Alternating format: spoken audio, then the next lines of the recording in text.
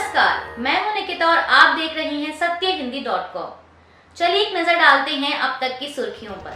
अडानी समूह पर अमेरिका द्वारा लगाए गए आरोपों के बाद प्रतिक्रियाओं का दौर लगातार जारी है। अब इसी कड़ी में आरजेडी प्रमुख लालू यादव ने शुक्रवार को कांग्रेस नेता राहुल गांधी की उद्योगपति गौतम अडानी की तत्काल गिरफ्तारी की मांग का जोरदार समर्थन किया।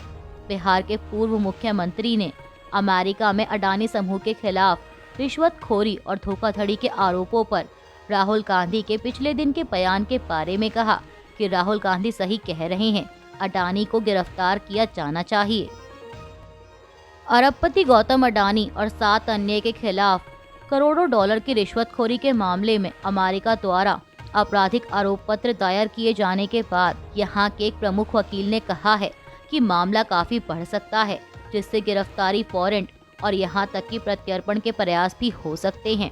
समाचार एजेंसी पीटीआई के एक रिपोर्ट द्वारा यह जानकारी दी गई। आपको बता दें कि भारत के दूसरे सबसे अमीर व्यक्ति अडानी और उनके भतीजे सागर अडानी सहित 7 अन्य पर अमेरिकी न्याय विभाग ने आंध्र प्रदेश और ओडिशा में राज्य सरकारों के अज्ञात अधिकारियों को महंगी सौर ऊर्जा खरीदने के लिए रिश्वत देने की पेशकश करने का आरोप लगाया है। हालांकि अडानी समूह ने आरोपों से इनकार करते हुए कहा कि अमेरिकी अभियोजकों द्वारा लगाए गए आरोप निराधार हैं और समूह सभी कानूनों का अनुपालन करता है। ओडिशा में साल 2000 से जून 2024 तक सत्ता में रही बीजेडी ने शुक्रवार को कहा कि राज्य सरकार के अधिकारियों द्वारा केंद्रीय पूल से राज्य को अक्षय ऊर्जा की आपूर्ति के लिए अडानी समूह से रिश्वत लेने के आरोप झूठे और तथ्य पर आधारित नहीं हैं, जो भारत सरकार का एक मिनी नवरत्न है। SECI केंद्रीय अक्षय ऊर्जा मंत्रालय के तहत और एक राज्य सरकार का PSU ग्रिडको के बीच केवल अक्षय ऊर्जा की आपूर्ति के उद्देश्य से था। यह केंद्र सरकार की एक योजना का हिस्सा है। भारत सरकार का एक मिनी नवरत्न है। SECI केंद्रीय अक्षय ऊर्जा मंत्रालय के तहत और एक राज्य सरकार का PSU ग्रिडको के बीच केवल अक्षय ऊर्जा की आपूर्ति के उद्देश्य से था। यह केंद्र सरकार की एक योजना का हिस्सा है, जिसे मैन्युफैक्चरिंग लिंक्ड सोलर स्कीम कहा जाता है। यह समझौता SECI से SECI द्वारा खोजी गई सबसे कम दरों पर 500 मेगावाट अक्षय ऊर्जा खरीदने के लिए था और यह 2 सरकारी संस्थाओं के बीच था। बयान में कहा गया है कि अडानी समूह सहित किसी भी निजी पार्टी के साथ कोई जुड़ाव नहीं था। वास्तव में अक्षय ऊर्जा प्रतिबद्धताओं को पूरा करने के लिए राज्य 2011 से SECI और NTPC जैसे केंद्र सरकार के सार्वजनिक उपक्रमों से अक्षय ऊर्जा खरीद रहा है। इसलिए ओडिशा के संबंध में ये आरोप निराधार और गलत हैं।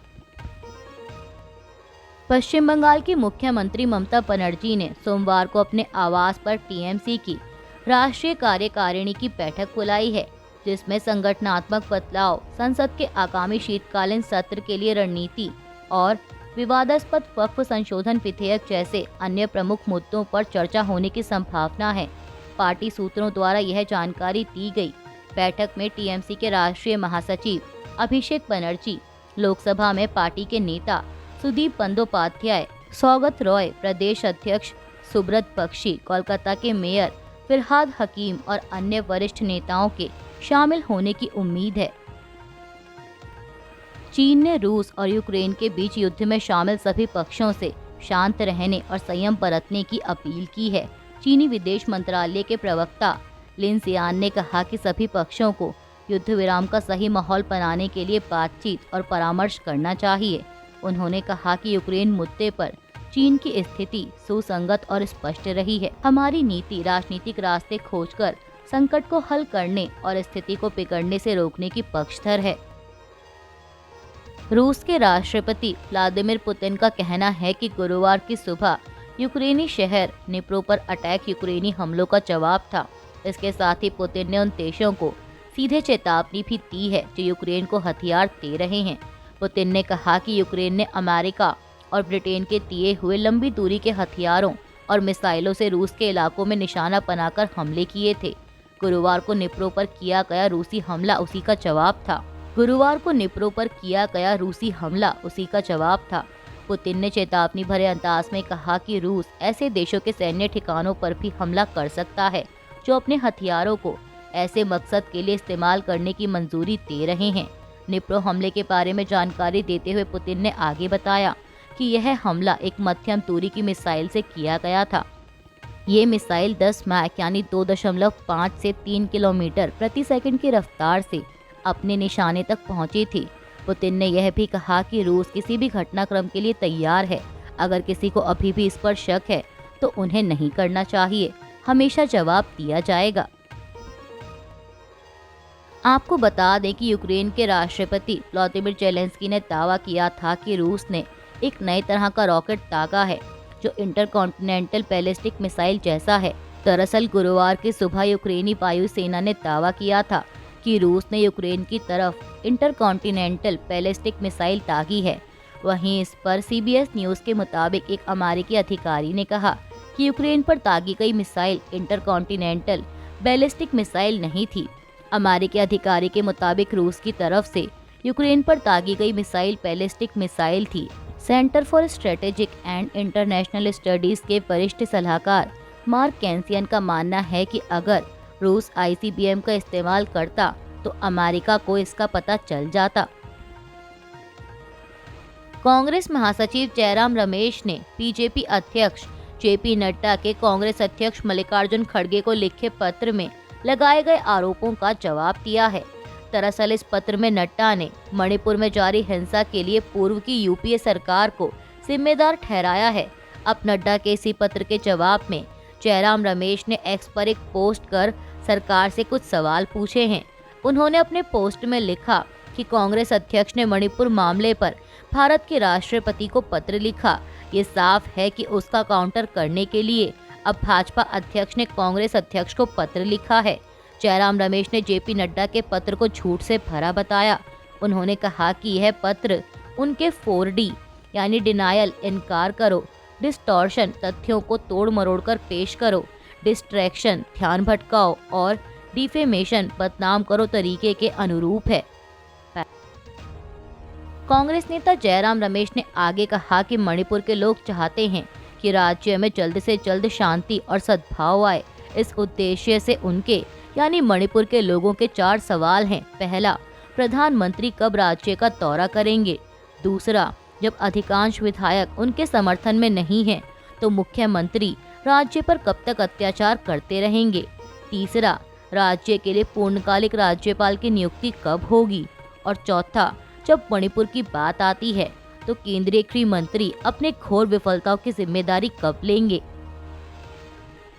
अमन अरोड़ा को आम आदमी पार्टी की पंजाब इकाई का नया अध्यक्ष नियुक्त किया गया है और विधायक अमन शेर कलसी को कार्यकारी अध्यक्ष बनाया गया है। आपको बता दें कि अमन अरोड़ा 2017 में पहली बार सुनाम से आम आदमी पार्टी से विधायक बने थे और वो भी पंजाब में कैबिनेट मंत्री भी हैं। वहीं आम आदमी पार्टी के नेता अमन शेर सिंह बटाला विधानसभा क्षेत्र से विधायक हैं और अब पार्टी ने उन्हें नई जिम्मेदारी दी है। पंजाब के मुख्यमंत्री भगवंत मान ने एक्स पर लिखा कि आज मैंने पार्टी अध्यक्ष की जिम्मेदारी अपने 2 करीबी साथी कैबिनेट मंत्री अमन अरोड़ा और विधायक अमन शेर सिंह कलसी को सौंप दी है। मुझे अपने दोनों साथियों पर पूरा विश्वास है कि वे आने वाले समय में पार्टी और संगठन को पंजाब में और मजबूत करेंगे और नई ऊंचाइयों तक लेकर जाएंगे। देश की राजधानी को इन दिनों प्रदूषण ने अपनी चपेट में ले रखा है।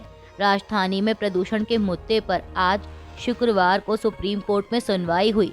सुनवाई के दौरान कोर्ट ने कहा कि वह दिल्ली सरकार के जवाबों से संतुष्ट नहीं है। एबीपी की एक रिपोर्ट के मुताबिक वरिष्ठ वकील गोपाल शंकर नारायण ने सुप्रीम कोर्ट में मीडिया के हवाले से बताया कि दिल्ली में रिश्वत देकर बेरोक-टोक ट्रक घुस रहे हैं। इस पर कोर्ट ने कहा कि वह केंद्र सरकार को कहेगा कि सभी 113 एंट्री पॉइंट पर पुलिस अधिकारी नियुक्त करें। दिल्ली लीगल सर्विस अथॉरिटी से कहेंगे कि वह पैरालीगल वॉलंटियर्स को भी निगरानी के लिए नियुक्त करें। वहीं अदालत में दिल्ली सरकार ने दावा किया कि ट्रांसपोर्ट विभाग के अधिकारी ट्रकों को रोक रहे हैं। इस पर कोर्ट ने कहा कि रिकॉर्ड से यह साफ नहीं है कि कितने चेक पॉइंट बनाए गए हैं। स्टेज 4 कहता है कि आवश्यक सामग्री लेकर आ रहे ट्रकों को छोड़कर सबको रोका जाए। कोर्ट ने कहा कि हम कुछ युवा वकीलों को नियुक्त करेंगे जो दिल्ली के एंट्री पॉइंट्स पर जाकर रिपोर्ट तैयार करें और कोर्ट को सौंपें। इसके अलावा सीसीटीवी फुटेज की भी निगरानी की जाएगी। सुप्रीम कोर्ट ने कहा कि हम दिल्ली सरकार के जवाब से संतुष्ट नहीं हैं। वह यह नहीं बता पाई कि कितने एंट्री पॉइंट्स हैं और उसके अधिकारी कहां-कहां मौजूद हैं। अभी के लिए बस इतना ही। बाकी की खबरों के लिए जुड़े रहिए सत्यहिंदी.com के साथ।